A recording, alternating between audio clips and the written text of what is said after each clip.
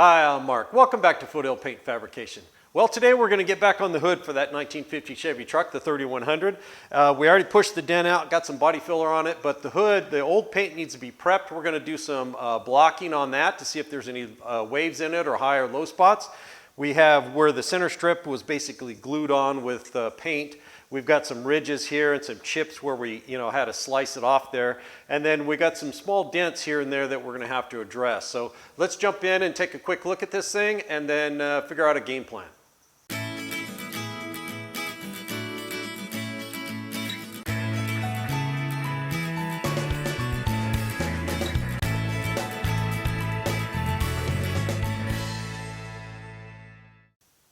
Okay, so today we're going to be blocking this out. I've got a little dent I just discovered. I'm going to have to see if I can pop that back out before we start sanding.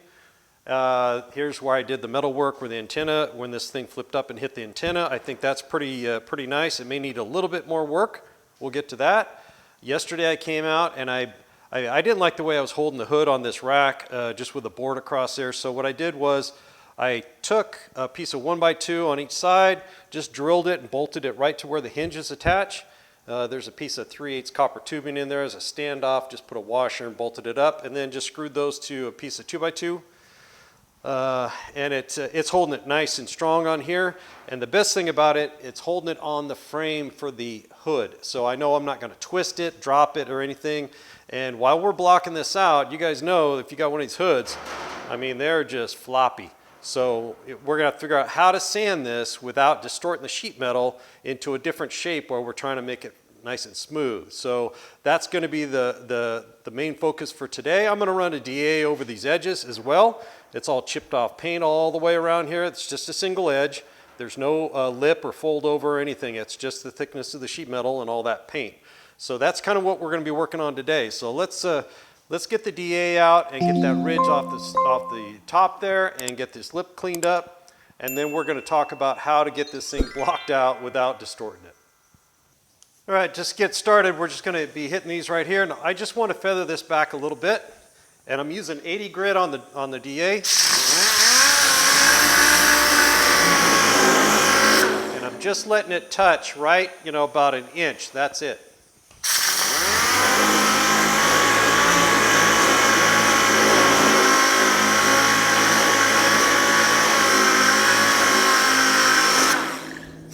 It only takes a second with 80 grit. So what I don't want is chipped out spots. I want it feathered out really nice like that right there. So if it's chipping away, I want to keep going. And what I'll do is I'll probably go over this with the 80 grit and then switch over to something finer if it keeps chipping out.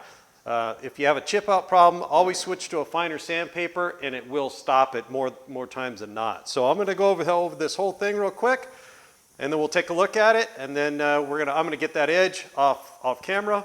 And then we're going to move over to start blocking this thing out. Okay, I got that feathered out real nice along here.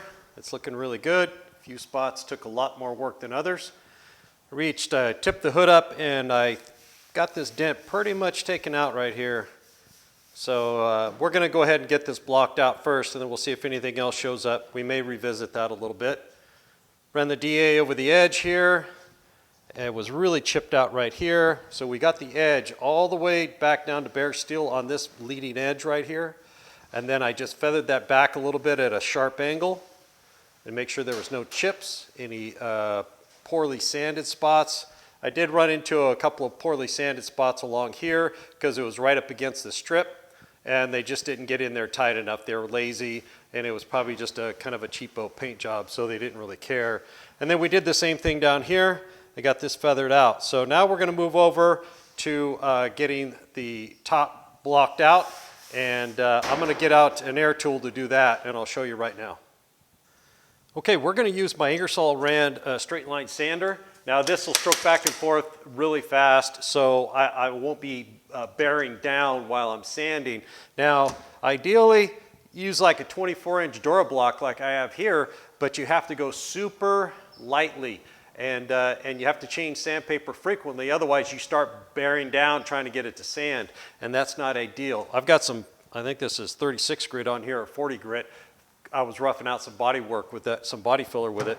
So we're going to use the long sander, and we're going to use some 180 on it, and just kind of go over that whole thing and see how it does for us. I don't want to go too coarse because that old paint will just chip and shred. I want to sand it. I don't want to remove it. So I have some peel and stick. This feels like 320 on here. We're just going to go right over the top of it. This isn't peel and stick, so it's got clamps on the end. I'll clamp this on here, and we'll swing back over to the hood and see if we can't start blocking this thing out here a little bit and see how flat it really is. Okay, we're going to go ahead and just test this out. We're going to lift up a little bit and see how much just the weight of it deflects that sheet metal, and it's not bad. I don't really see it moving hardly at all. So we're going to concentrate on this area right here, and this curved area, we can block that out any old way. It doesn't matter. There's plenty of curve there. It's not going to flex, but this area right here is really floppy, so we want to make sure we take our time and don't distort the sheet metal while we're sanding. Really, the ideal thing we want when you're sitting behind the wheel looking over your hood, we don't want to see any waves in this thing. So let me get some sanding done, and we'll see if we can get this area. I'm going to go diagonally like I usually do, and then probably kind of do a grid on it, and then we'll see how it turns out. See how flat this hood it really is.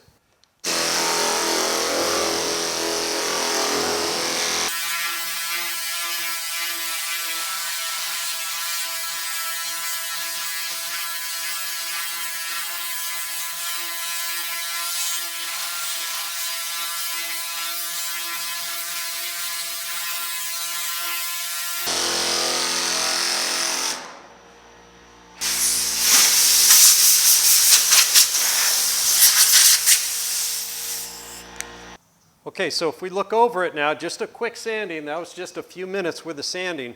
I can see that this area is coming together really nice, but we've got a little low spot right there.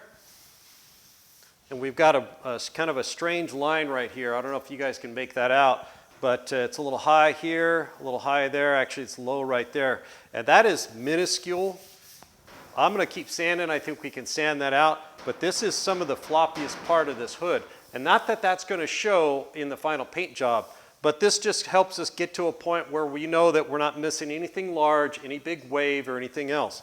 Now, along this lip right here, I feel it where it curves up and pushes back down. And that's in the edge of the sheet metal right here. So I'm going to manipulate this with my fingers, just really lightly. I don't want to make it worse, but I want that to feel nice and smooth like the other side. So it's coming together. I'm going to get the sander back on it. Let's get this side sanded up really nice, and then we'll see how it looks. Okay, let's see where we're at. I finished up with the long line air sander, and I did everything I could. I even came over the corner here and sanded this long flat spot. I just kept going down a little bit lower and lower until it turned into too much of a round area. Then I switched over to a hand block, and then my round one Dura block as well to get down inside here. So I wanted to make sure there's no little dips or divots in there. You're tempted just to hand sand that, but your fingers are just going to follow every little ripple. So I got that Dura block out and sanded it, and nothing really showed up. So the side here looks really good. This little spot right here, you can see where it's a little dark blue where it didn't get sanded. That's right where this lip starts to roll. So I just need to get in there a little bit tighter. And this right here is a little spot, but that's right where it goes from no lip to the lip from underneath. So there is a little pucker there. I don't think it's a big deal. In fact, I can't even feel it. It's so slight. So all in all, this part is looking really good. Now we do have a few spots up here. You can see where we're sanding through different layers of primer and sealer. And here is that spot I was telling you about. So we can see it right here. I can't feel that.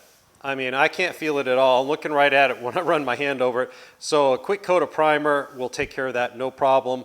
It probably wouldn't even show up in the clear. It's so slight. As you can see, we're actually starting to sand that out. See how that's feathered really good right there? There's no sharp edge. So that means that's starting to feather out that way. We're not coming to any sealer or anything over here. So I could keep sanding on this, but I don't want to focus on one spot and then put just kind of a funky spot, overall. You want it to be smooth, not just have pieces of smooth all over. So we want it to be smooth overall. Now this lip right here does roll off a little bit, but there's not a lot we can do about that. There is no structure right there, so you know, it's not worth messing with. And on this side over here, you can see right here, we have where the paint is coming through, there's a little dinger up underneath. So I'm going to take a look at that and see if that's just going to sand out or how bad it is. And then over here, I spent some more time just coming down the side, and that's working out really good. We've got a spot right here. You can tell that that is high from underneath. So that's actually sanding out. I can't really even feel it. And here's the dent I took out just by smacking it with the dolly. I can still kind of feel it, but I think we're going to throw some glazing putty over the top of that and just kind of block that down. So I haven't finished up the rest. I'm going to get to that. And then we're going to mix up some glazing putty and get some of these chips. So we've got a chip right here.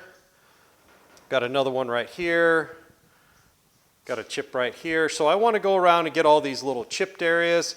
I may throw a little glazing putty on right here to kind of, because this is feathered out kind of abruptly. So I'll glaze over the top of that, make sure that sheet metal's ready to go. I feel just there's a little bit of low spot right here I want to bring up, and we'll just glaze over the top of that. And then we can get all the chips. I think we got a chip right here too. So I'm going to hunt down all the chips. Won't be much glazing putty. Most of it's going to be just covering up all my sand scratches over here and a couple of pinholes. But yeah, it's starting to come together. So I'm going to finish sanding this thing, and then we're going to blow it off real good and get some glazing putty on it.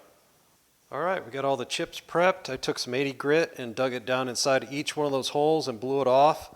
And if it tried to chip again, I just kept sanding and blowing it off till it was back to secure sound paint. So those are all ready. I've got a little one over here. We're gonna glaze in some little pinholes and some scratches along here. And then I've got a little low spot here. Had that spot I hammered out and some chips here and there.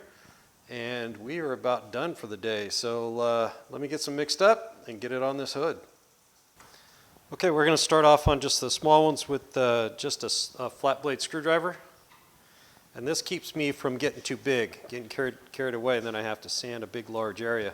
I still force it down inside, and it turns out to be just kind of like a blob on there, but it's a lot easier to sand than if I use the big spreader.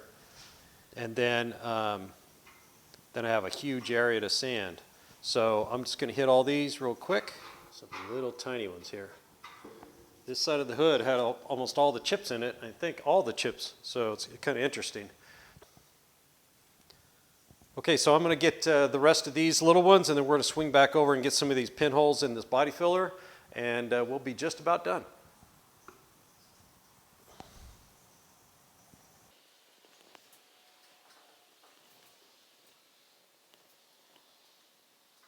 Okay, let's move over to the bigger spreader.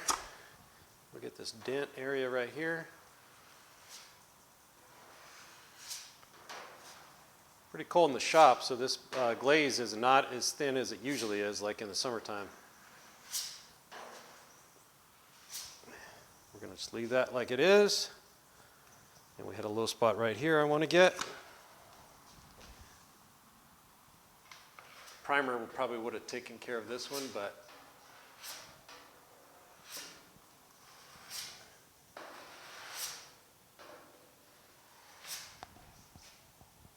okay, get back over here on this metal repair.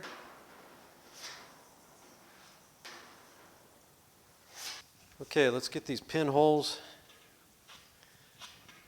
I'm going to fill those pinholes by first before I just don't want to lay right over the top of them, because you kind of really want to force this down inside those pinholes and make sure that they're filled all the way to the bottom. Otherwise, it'll just force an air bubble down inside there, and you don't want that. So you really want to kind of squeegee it down inside there, even if it makes it harder to sand later. Now I'm going to just lay a little bit of glaze over the top of these sand scratches right here, right at this transition.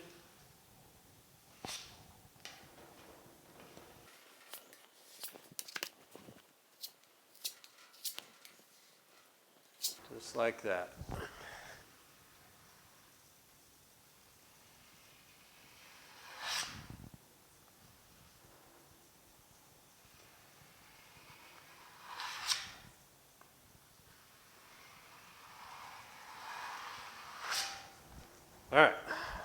I'm going to stop right there. Okay, the glazing putty is all set up. Now, after I was done putting it on, I did take the heat gun. It's pretty cold in the shop. It was 44 to 43 degrees. Sheet metal was really cold. So I put a fair amount of hardener in it, but I wanted to make sure it kicked off all the way. And all body fillers, plastic body fillers are exothermic. So if they're too cold, they will not set up. So I took the heat gun, it warmed everything up real nice just to make sure it kicked off all the way down. Warmed them up a couple of times, and then today's the next day. I just called it quits yesterday. So I've already gone over all these really quick with a small piece of 80 grit just to knock the tops off of them and kind of get them knocked off. And then I've already started sanding over here on some of this. So now we're going to take care of these little chips. Remember, they were just little tiny chips. And I don't want to use the 80 grit on here more than I have to, because all I'll do is be introducing big scratches. So what I've done is I've taken some peel and stick 120, and I've just stuck it on one of my little plastic blocks. I've got both of them here. And so what we're going to do is just kind of sand these in a little circular motion, because really all we're trying to do is get this down to where we can actually see the chip. Once we put primer over the whole thing, it's going to just cover everything up, so we don't have to worry about feathering this out. And because these were all rock chips, they weren't like dent chips, so it shouldn't be a big deal. Just to kind of go like this real quick. You see I'm going kind of in a circle. I'm going to use my wire brush I always like to use to keep the sandpaper clean.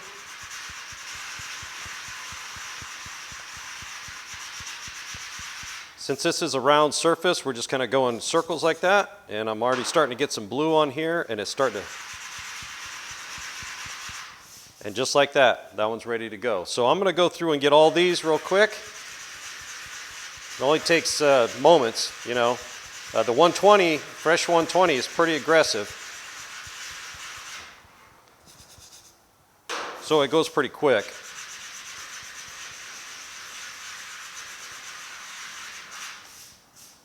Just like that. So I'm going to get these. I'll bring you in close, show you what they look like. Now, they may look a little bit bigger than the original chip, and the reason for that is because I took some 80 grit on my thumb, and I got down in there and I really dug around in there and made sure, one, they were clean, two, that the edges were nice and sound, because when you get a rock chip, what it'll do, it'll fracture the paint, especially really old brittle paint like this. It'll fracture that paint, the chip will fall off, but the paint has actually lifted around the edges, and then that's full of dirt and debris and grease and bird poop and everything else you've washed and driven down inside there. So I get down in there really good with the sandpaper, and I blow it out really good, and that makes sure that it's got a nice profile, that's got a nice scratched up edge for all that, for the filler to adhere to, and we've made sure that we've got a nice sound surface for this filler. So let me hit all these real quick, and I'll bring you in close. We'll take a look at them, then we'll jump over and take care of the bigger one over here. Okay, we got all the little ones done. You can see right there. You get up close. Now, the owner, when he was sanding, he kind of sanded around the chips, kind of trying to, he was trying to do the right thing and sand them out, but you can't really sand out chips. You need to fill them, because if you try to sand them out, you're just going to sand a wave into it trying to get to the bottom of that chip. So you can see them right here. There's a little bit of filler left around a couple of them. I think this one, somebody tried to dab some paint into, so it kind of left a little bump there. But we got this one up here. Got that little one right there. So all these little chips are filled. I already got this sanded out. I used 80 grit over here because it was such a large area, and I was trying to smooth back into that sheet metal work I did right there, which it's feeling really good. So I'm going to hit it with some 120 really lightly just to get some of these sand scratches out, and we'll leave that for the primer. So let's move over and get this one busted out. Remember, this is the one I hit with the dolly from underneath, trying to get that dent out. So let's see how we did. I'll take care of this one too. There was a little dinger right there. So we'll get them both right now, and we'll be just about done. Okay, I'm going to use my small board for this. I've got some pretty worn out 80 grit on here, and the reason I'm going to use that, I'm just going to go lightly over this. If it was a big repair, then I would use my longer board, but I simply just don't want 80 grit sand scratches way out here. I want to keep it confined, and then probably I'll just grab the long air sander and just kind of go over it with some 120 or 180, I think that's what's on there, and just try to smooth out some of my scratches. So let's just get to this real quick. And I'm not really pushing down at all, just lightly, going at the angles.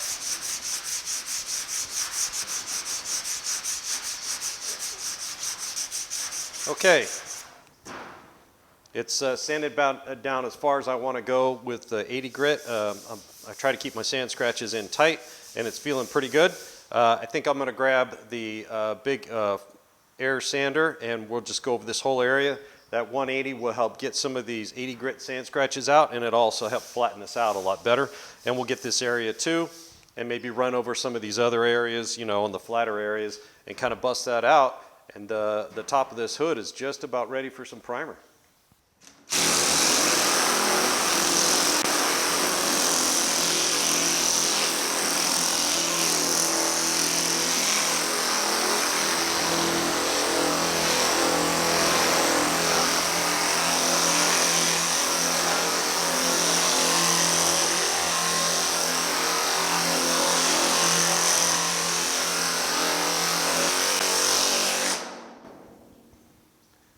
Okay, that's all looking really nice. We've got some feather edging of paint here that the primer will take care of, so I'm not worried about that. This one came out really sweet. You can see that little dinger that was there. I had a little one right there too. So all in all, the hood's looking really good. So let's do a quick walk around and we'll call this one ready for primer. Okay, all done. Got it blocked out. We identified all the high and low spots, got those taken care of. Got some glazing in on some of these heavy sand scratches and help with that transition right there. I got the rock chips done, and all the little spots we found have been taken care of. So really this hood is ready to go for primer. It needs some more sanding, but we're not going to do that now. This hood needs to be flipped over since it's got to be painted on both sides the same color. I need to get it flipped over, and I don't want to get this side any more done because it will get damaged sitting on the rack with me pushing and sanding and, you know, everything we're going to need to do on the underside to get that ready for paint. So that's going to be the next step for this thing, but it's looking good. It's a really, really nice hood. It's really in good condition. Okay guys, that pretty much wraps up this video on getting the hood blocked out and ready for primer. It's got a little bit farther to go, but we got to stop here so we can get to work on the underside.